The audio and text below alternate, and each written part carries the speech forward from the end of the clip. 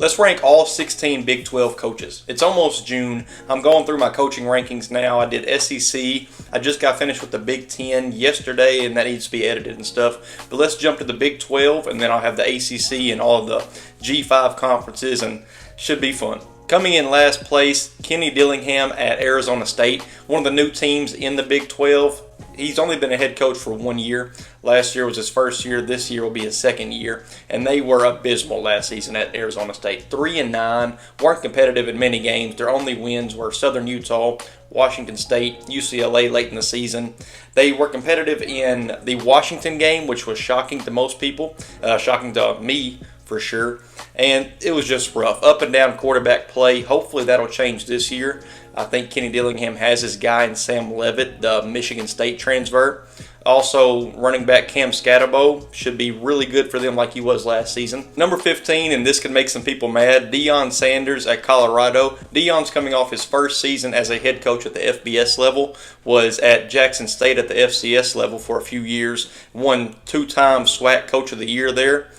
Comes to the FBS level, and last year was just a mess. They started off really great, as everybody knows, the TCU game, the Nebraska game, the Colorado State game, that dramatic one.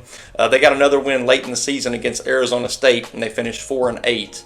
And this offseason, just another full roster turnover. Just like when he came in last season, it's just been maybe even crazier. The amount of people that have left his team, the amount of people that have came over. But there's always going to be some excitement around Deion and Shedeur Sanders, the quarterback, one of the best quarterbacks in the country. Travis Hunter as well. Transfers that I'm really excited about that they brought in is Dallin Hayden from Ohio State, Rashad Amos from Miami, Ohio, the running back. Both of those are running backs. And then the wide receiver, LeJontay Wester from Florida Atlantic, was a beast last year. And super excited to see those players. We'll see what Deion can do. And number 14, Brent Brennan, the new head coach at Arizona, came over from San Jose State. And I know he inherited a horrible program at San Jose State and built them to a respectable team. They had 3 wins his first 2 seasons there, and then they've had 2 straight 7-win seasons and a few 7-win seasons in his tenure. But that's the best he's done. And I know it's San Jose State, but it just doesn't give me much confidence going to a program like Arizona, who is a playoff contender this year. They could compete for a playoff appearance. It really is, especially in the Big 12, where nothing is decided, everything's up in the air. The players they have, Noah Fafita, Tetaroa McMillan, they had the opportunity to do something really big, but they have a new coach, and it could mess up a lot of chemistry, but who knows? We will see. Number 13, Scott Satterfield at Cincinnati. Satterfield's coming off his first year as a Cincinnati head coach. He previously was at Appalachian State, where he had really good seasons there. Took the Louisville job and did okay there. Had a few good seasons, a few bad ones. Then gets the Cincinnati job after Luke Fickell takes the Wisconsin job last year. And then last season was rough for Cincinnati and Satterfield. 3-9, first year in the Big 12 Conference where you're playing good teams week in and week out. And they just weren't ready for it. Obviously, they just weren't ready for it. This year, he does have a better roster, I think.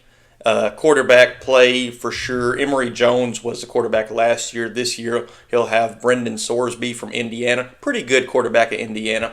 Also Dante Corleone, one of the best defensive tackles in college football. Number 12, I have Joey McGuire at Texas Tech. McGuire's only been at Texas Tech 2 years. Seems like much longer for some reason. The 2 years have been really good, both winning seasons. Last year was not as good as his first year in 2022, but last season was good. Won a bowl game, got 7 wins. And it just started off wrong last season. They started off 0-2, losing to Wyoming in overtime after being down big, and then losing to Oregon at Texas Tech in a game they were up by 9 in the fourth quarter. And they finished the season off strong, winning 3 of the last 4 before getting annihilated by Texas.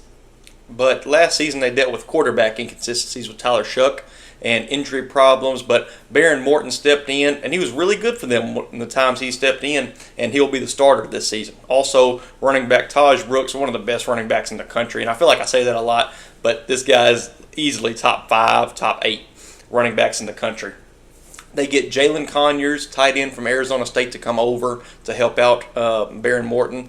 Then they also get Josh Kelly, the standout wide receiver from Washington State. So Texas Tech has some high hopes in 2024, and with a wide open Big 12, who knows what can happen for Texas Tech.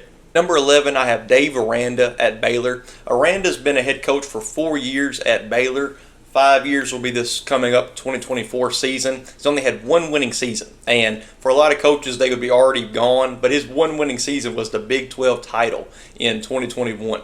So, really good season that year, and it kept him around for probably 3 more seasons, because I thought they might have let him go last season, but they didn't, and I kind of like that they didn't, because I think he can turn it around. Obviously, we'll see what he can do. And he was a former defensive coordinator at LSU, really good defensive coordinator, won a national championship there in 2019, and comes over to Baylor.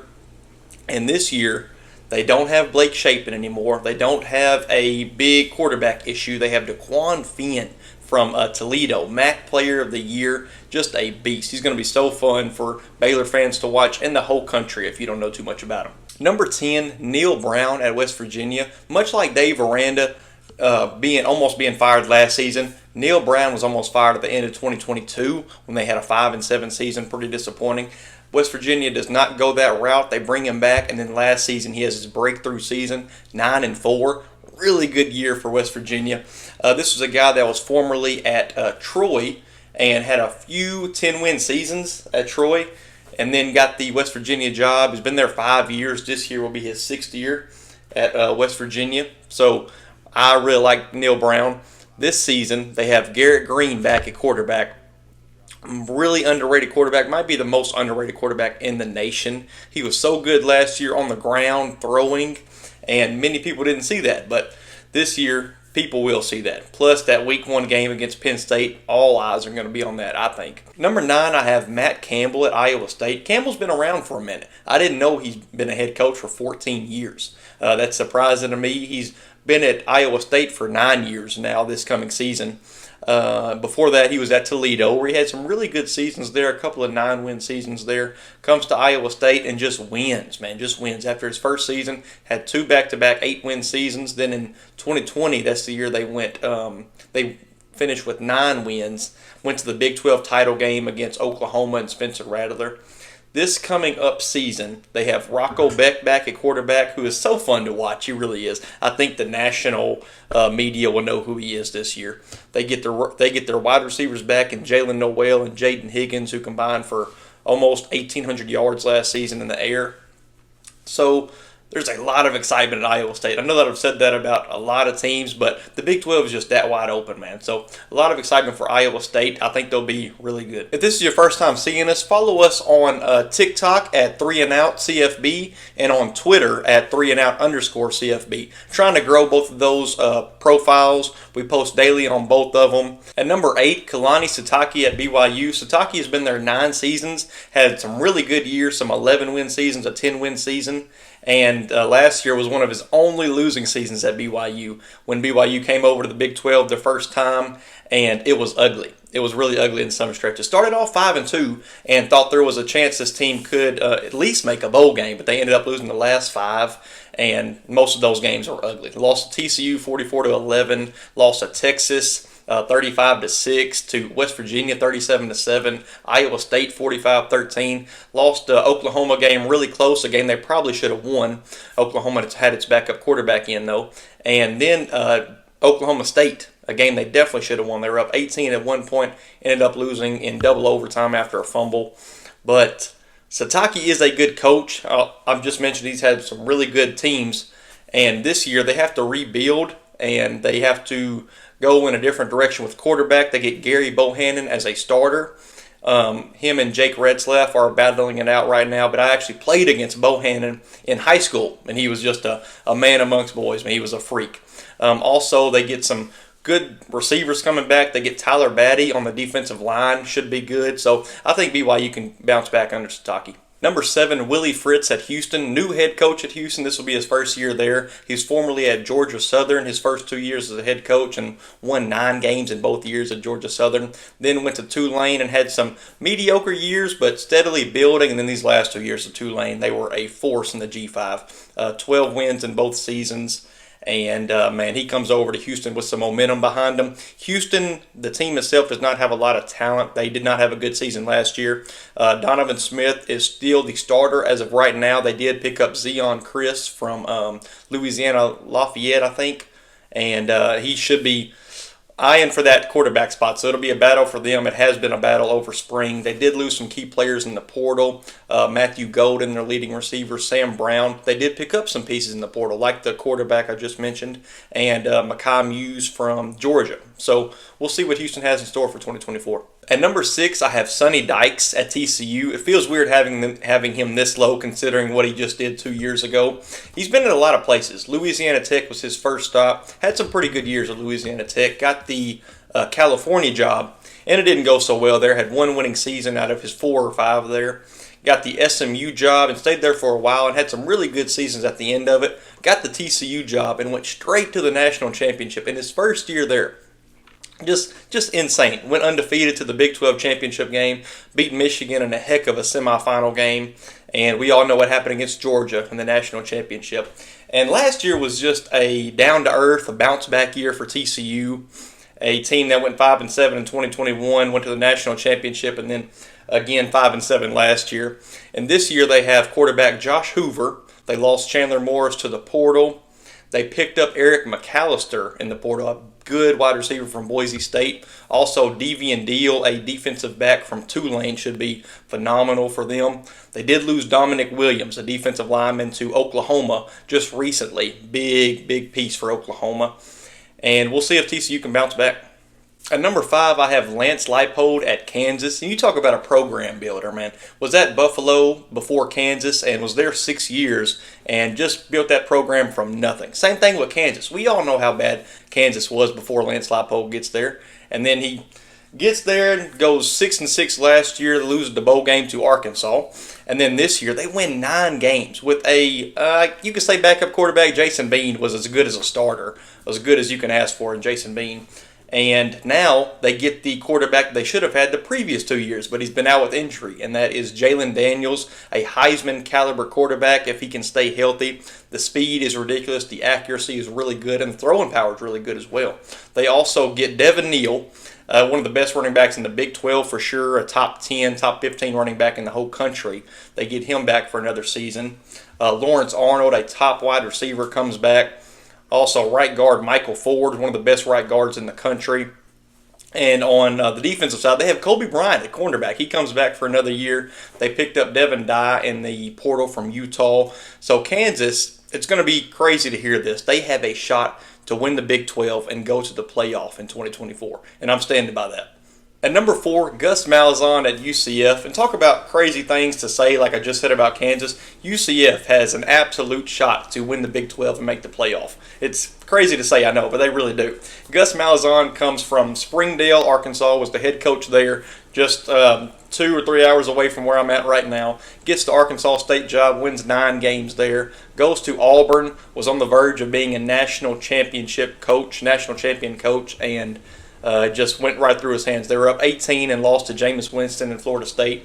Years later, in 2017, they beat the number 1 Alabama team, then the number 1 Georgia team, or vice versa, in 3 weeks. Just wild things that happened with him so far. And then he goes to UCF, wins 9 games in both of his first 2 years there. Last season was a disappointment, but they were moving to the Big 12. A lot of things going on. They did the best out of the 4 teams moving to the Big 12 last year. Made a bowl game. And this year, things are different. They get KJ Jefferson at quarterback. The Arkansas quarterback seems like he's been in there for 6 or 7 years in college. He comes over. He's the starter. At running back, they have R.J. Harvey, a 1,400-yard rusher from last season. Penny Boone, the MAC Player of the Year, comes over to be another running back for UCF. At wide receiver, they have Kobe Hudson. In defense, they have Deshaun Pace, the transfer from Houston, one of the top 15 best safeties in the country, just comes to UCF out of all places. So they have a shot, and this is their window to do it if they want to. Number 3, Chris Kleiman at Kansas State. He's only been a head coach for 5 years. This will be his 6th year at Kansas State coming up this year. And he's just a winner, man. Only one losing season, and that was 2020. Since then, they've won 8 games 3 straight years in a row, won the Big 12 title outright in 2022, won 9 games last year. Just consistent, a stable winner. He really is. This year, there'll be different circumstances under the offense with Colin Klein, the former Kansas State quarterback great. He was the offensive coordinator for the past several years. He takes the A&M coordinator position, so we'll have to see what life is like without him for that offense. But it is led by some good guys, man. Avery Johnson, they call him Sunshine, one of the speediest quarterbacks in the league. And he's going to be the full-time starter after Will Howard took the Ohio State job. He left in the transfer portal. DJ Giddens, the running back, comes back for another season. They picked up Dylan Edwards, another speedy back from Colorado. And Kansas State just has some weapons, man. They really do. I'm excited for what they'll do, and I know they'll win. That's exactly what I know. At number 2, Mike Gundy at Oklahoma State. Just like I said about Chris Klieman, he's just a winner. He is a winner. Only one losing season in 19 years at Oklahoma State. This is going on his 20th, so just a crazy stat that I just realized doing this ranking. He's had 8 10-plus winning seasons at Oklahoma State in his 19 years. Just crazy. It really is. He is a winner. We know what happened in 2011 where the BCS voted them out of the national championship, or he could have been in a national championship, and who knows what happens then. But last year, they're coming off a Big 12 title appearance and a really up and down year. 10 wins last year, but they lost to a team like South Alabama, who did not do great in their conference last season. Lost to UCF, who won 6 games last year. Lost to UCF 45-3. And just a weird up and down season for Oklahoma State. This year they had the pieces coming back, and they could compete for a playoff spot. They have Alan Bowman, who is not the best quarterback, but he is serviceable and can get it done. Ollie Gordon, the best running back in the country, comes back. Brennan Presley, Rashad Owens at wide receiver. They're just studs, and man, Oklahoma State has what it takes to be in the playoff next year and win the Big 12. At number 1, another guy that's been doing this for 20 years, we have Kyle Whittingham at Utah, a new Big 12 head coach. Utah comes over this offseason, and they are the odds-on favorite to win the Big 12, the conference they just got in, and they're picked to win it all. So Kyle Whittingham's been doing this for 20 years. This is going into his 21st year in 2024. He's only had 2 losing seasons, and those were over a decade ago. And they come back with playoff expectations and aspirations. They get Cam Rising back, who's been out with an ACL injury for 2 whole seasons. They finally get him back. Jalen Glover is at running back. He replaces Jaquindon Jackson, who left in the portal to Arkansas. They have Money Parks at receiver. And they also have a great defense, like always at Utah. In the portal, they help themselves out with some wide receivers, some playmakers, and some defensive linemen help. So really good things for Utah, and yes, their expectations are to win the Big 12 and make the playoff under Kyle Whittingham. So that is my list, guys. Comment what you disagree with below. Like and subscribe. Follow us on TikTok and Twitter if you haven't already. And next is ACC rankings, I believe, and then I have the G5 rankings and all that. So a lot of fun stuff. Don't miss out on anything. Appreciate y'all for watching.